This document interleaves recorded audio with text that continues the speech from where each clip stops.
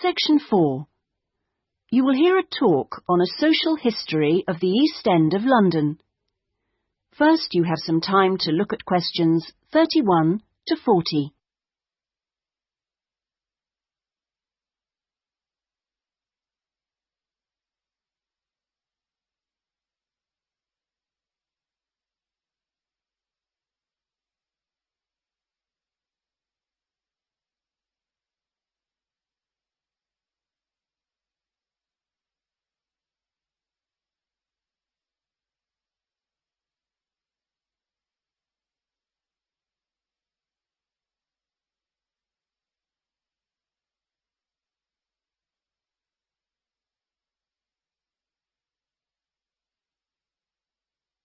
Now listen carefully and answer questions 31 to 40.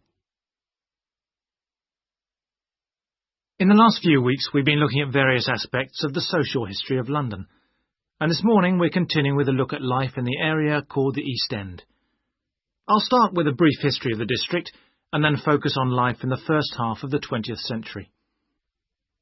Back in the 1st to the 4th centuries AD, when the Romans controlled England, London grew into a town of 45,000 people, and what's now the East End, the area by the River Thames and along the road heading north-east from London to the coast, consisted of farmland with crops and livestock, which helped to feed that population.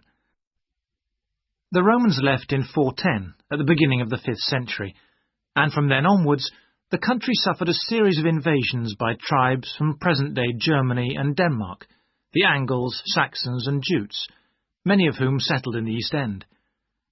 The technology they introduced meant that metal and leather goods were produced there for the first time, and as the East End was by the river, ships could transport goods between there and foreign markets.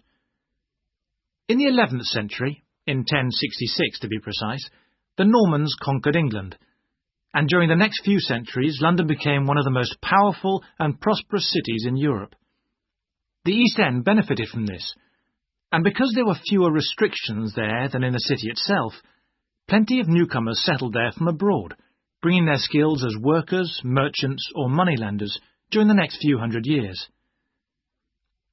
In the 16th century, the first dock was dug, where ships were constructed, eventually making the East End the focus of massive international trade. And in the late 16th century, when much of the rest of England was suffering economically, a lot of agricultural workers came to the East End to look for alternative work. In the 17th century, the East End was still a series of separate, semi-rural settlements. There was a shortage of accommodation, so marshland was drained and built on to house the large numbers of people now living there. By the 19th century, London was the busiest port in the world, and this became the main source of employment in the East End. Those who could afford to live in more pleasant surroundings moved out, and the area became one where the vast majority of people lived in extreme poverty and suffered from appalling sanitary conditions.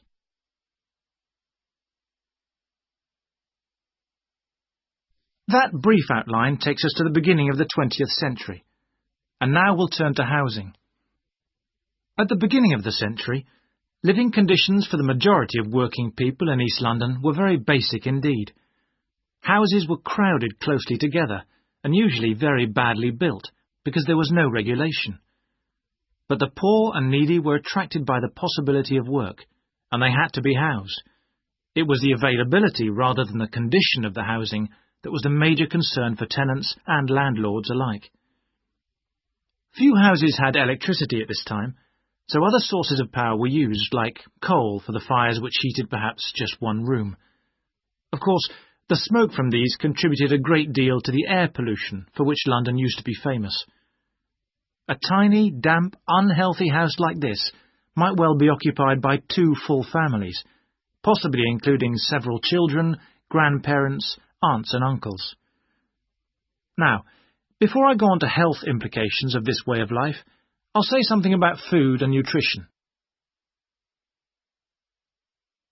That is the end of section 4. You now have half a minute to check your answers.